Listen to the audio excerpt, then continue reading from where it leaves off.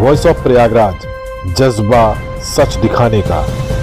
Fun गाँव आओ सारे फन गाँव। फन गाँव अब एक नए अवतार में। फन गाँव and amusement and water park, airport के आगे, कौशाम्बी रोड, प्रयागराज। आम आदमी पार्टी के राज्यसभा सांसद व उत्तर प्रदेश के प्रभारी संजय सिंह आज प्रयागराज पहुंचे, जहां उन्होंने कार्यकर्ता सम्मेलन को संबोधित किया व मीडिया से बातचीत करते हुए एक प्रेस वार्ता भी की। संजय सिंह ने मीडिया से बातचीत करते हुए आम आदमी पार्टी की निकाय चुनाव में तैयारियों पर विस्तार पूर्वक बात की और उन्होंने बताया कि उत्तर प्रदेश की जनता ने अगर आम आदमी पार्टी की सरकार को नगर निगम चुनाव में भेजा तो उनको उत्तर प्रदेश में हाउस टैक्स माफ, वाटर टैक्स हाफ का एक नारा भी दिया। उन्होंने कहा कि उत्तर प्रदेश की जनता ने सभी को बारी बारी चुनकर देख लिया है। एक बार उन्होंने प्रदेश की जनता से अपील की कि आम आदमी पार्टी को भी मौका मिले। उसके बाद उन्होंने इलाहाबाद विश्वविद्यालय के चल रहे छात्रों के आंदोलन पर भी बात की। उन्होंने कहा कि छात्रों के साथ जिस तरह से विश्वविद्यालय प्रशासन मुकदमे पंजीकृत करवा रहा है वो सरासर गलत है और इलाहाबाद विश्वविद्यालय प्रशासन को देखना चाहिए कि छात्रों की जायज़ मांग को माना जाए। उत्तर प्रदेश की कानून व्यवस्था पर भी संजय सिंह ने सवाल उठाए और उन्होंने कहा कि जिस तरह से कानून व्यवस्था उत्तर प्रदेश की है वो राम भरोसे है और यहाँ कानून का कोई राज्य नहीं है। संजय सिंह ने आगे आरोप लगाया कि अखबारों की सुर्खियां अब सिर्फ बलात्कार की घटनाओं से भरी रहती है।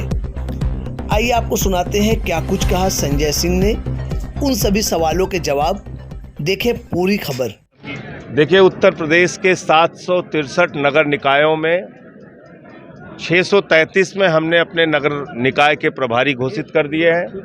15 दिन तक का सदस्यता अभियान हमारा चल रहा है। वार्डों में, नगरों में कमेटियां बन रही हैं और कार्यकर्ताओं और जनता की भागीदारी से हम लोग अपने प्रत्याशियों का चयन करेंगे। पूरे नगर निकाय के चुनाव में हमारा नारा होगा हाउस टैक्स हाफ और वाटर टैक्स माफ। जहाँ जहाँ जनता हमको मौका देगी हम ये काम करके दिखाएंगे, क्योंकि आम आदमी पार्टी ने दिल्ली में 3 बार सरकार बनाई, पंजाब में सरकार बनाई, जो वादा हमने किया वो पूरा किया और अभी एमसीडी में भी जनता ने हमें दिल्ली में जिताया है। मैं उत्तर प्रदेश की जनता से अपील करना चाहता हूं कि आपने एक मौका मोदी जी को दिया है, एक योगी जी को दिया है। ये तो शहरों की सफाई का काम है, ये झाड़ू वालों को दे दीजिए। हम जनता की बेहतरीन सेवा करके दिखाएंगे। इसके अलावा 2 और अहम मुद्दे थे। एक तो यहाँ छात्र संघ के चुनाव को लेकर, उसकी बहाली को लेकर छात्रों का लंबा आंदोलन चल रहा है, बहुत समय से चल रहा है और मैं देख रहा हूँ कि आतंकवादियों जैसा व्यवहार छात्रों के साथ किया जा रहा है। किसी पे 37 मुकदमा, किसी पे 25 मुकदमा। ये क्या है? इलाहाबाद विश्वविद्यालय ने प्रधानमंत्री दिया देश को, राष्ट्रपति दिया, साइंटिस्ट दिया, वैज्ञानिक बड़े बड़े दिया, इंजीनियर दिया, डॉक्टर दिया। आप वहाँ के बच्चों को आतंकवादियों जैसा व्यवहार कर रहे हैं, ये ठीक बात नहीं है। बिजली कर्मचारियों की जो हड़ताल चल रही है वो सरकार के नाकारेपन का उदाहरण है। ऊर्जा मंत्री ने 3 दिसंबर को शैलेंद्र दुबे जी के साथ, जो बिजली कर्मचारी संगठन के नेता हैं, उनके साथ समझौता किया था, लेकिन उनकी मांगें नहीं मानी। अब उन पे एस्मा लगा रहे हैं, उन पे FIR दर्ज कर रहे हैं, कर्मचारियों को बर्खास्त कर रहे हैं। ये तानाशाही पूर्ण आचरण है। जितने वादे और जितनी बातें आपने समझौते में मानी है वो सारी बातें पूरा कीजिए और सारे मुकदमे कर्मचारियों के ऊपर से हटाए जाने चाहिए। इसके अलावा अडानी का जो घोटाला है उसको लेके JPC की मांग हम लोग कर रहे हैं। अगर मोदी जी ने, भारतीय जनता पार्टी ने कुछ गलत नहीं किया है तो जांच से क्यों भाग रही है? 2.5 लाख करोड़ का कर्जा अडानी को, 86,000 करोड़ का कर्जा अडानी का माफ, 1,25,000 करोड़ का कोयला सौगात में, उसी अडानी को 10,000 करोड़ रुपए का बिजली का घोटाला करता है महाराष्ट्र में, जांच बंद। तो ये क्या हो रहा है इस देश के अंदर? क्या सारी जांच एजेंसियां विपक्ष के लोगों का गर्दन दबाने के लिए बनी है? मोदी जी के मित्र पर कोई कार्रवाई नहीं होगी तो पार्लियामेंट में भी और सड़क पर भी, संसद से लेकर सड़क तक हमारी डिमांड है कि JPC बनाओ और अडानी के महाघोटाले की जांच कराओ। लॉ एंड ऑर्डर की जहां तक बात है, नाम बड़े और दर्शन छोटे। रोज बढ़िया बढ़िया लफाजी वाले भाषण हम लोगों को सुनने को मिलते हैं। कानून व्यवस्था दुरुस्त कर दी, चुस्त कर दी, बिल्कुल मजबूत कर दी। अखबारों के पन्ने हर जिले के उठाकर देख लीजिए, छोटी छोटी बच्चियों के साथ बलात्कार की घटनाएं, हत्या की घटनाएं हर जिले के अंदर, अपराध चरम पर है। और कैसे वीडियो आते हैं, कभी कोई आईपीएस अधिकारी महिला को मार रहा है, कभी कोई दरोगा मार रहा है, कभी कोई, ये हालत है। रिश्वत खुलेआम ली जा रही है, वीडियो आ रहे हैं आईपीएस अधिकारियों के, पुलिस के वरिष्ठ अधिकारियों के, रिश्वत मांग रहे हैं खुलेआम वीडियो कॉल करके। जो इलाहाबाद की घटना है, प्रयागराज की, इसमें जो लोग दोषी हैं उनके खिलाफ सख्त से सख्त कार्रवाई होनी चाहिए, लेकिन कार्रवाई खाना पूर्ति के लिए नहीं होनी चाहिए।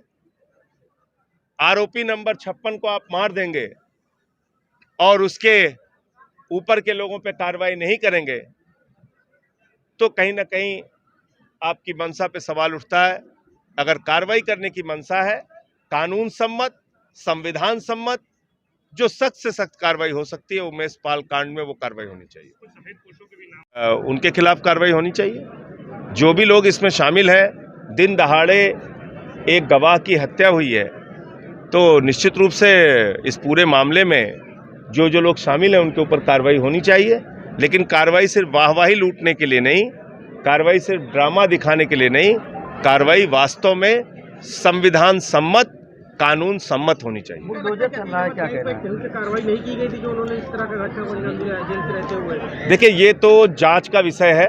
जो लोग शामिल है, मैंने एक शब्द में कहा, जो लोग इस घटना में शामिल हैं, इस हत्या की वारदात में, उनके सब के खिलाफ कानून सम्मत सख्त कार्रवाई होनी चाहिए। बुलडोजर की कार्रवाई पे क्या कहेंगे? जेल से ताजी सजी गई थी, गुजरात की जेल से और बरेली की जेल से। तो सारे तथ्य सामने ला के कार्रवाई कीजिए ना भाई। गुजरात में किसकी सरकार है? बीजेपी की। तो शर्म आनी चाहिए। मोदी जी के गृह राज्य में अगर अतीक अहमद बैठ के वहां से हत्या की घटना को अंजाम दे रहे हैं तो शर्म आनी चाहिए। दोनों जगह बीजेपी है, यहाँ भी बीजेपी, वहां भी बीजेपी। के घर में शादी है, उन्होंने शाइस्ता परवीन को कार्ड देके इनवाइट किया है, इस पर किस तरह से देखते हैं, क्या कहेंगे? इस पे आप मायावती जी से पूछिए, इस पे मैं नहीं बता सकता कुछ। अच्छा, बुलडोजर की कार्रवाई पे क्या कहेंगे? ऐसा प्रतीक बन गया है जिसमें लोगों को मौज बहुत आता है, मीडिया को अच्छे विजुअल मिल जाते हैं और मज़ा भी आता है। यहाँ बुलडोजर चल रहा है, वहाँ बुलडोजर चल रहा है, 3-3 घंटे तक कार्रवाई चल रही है, लेकिन क्या उससे वास्तव में घटनाओं पर रोक लग रही है, अपराध पर रोक लग रही है? जवाब है नहीं। आप कभी श्रीकांत त्यागी के घर पे बुलडोजर चलाते हैं, फिर श्रीकांत त्यागी के लोग जब बड़ा हंगामा करते हैं तो उनके विरोधियों पे बुलडोजर चला देते हैं। तो बुलडोजर ये किसी का सगा नहीं है। अभी दिल्ली में देखिए, मंदिर पे बुलडोजर चला दिया। राजेंद्र नगर एक इलाका है, वहां पर डीडीए ने बहुत पुराने मंदिर पे बुलडोजर चला दिया। तो इन भाजपाइयों के बुलडोजर को देखकर खुश मत होइए। ये बुलडोजर सिर्फ नाम कमाने के लिए स्टंटबाजी के अलावा कुछ नहीं है।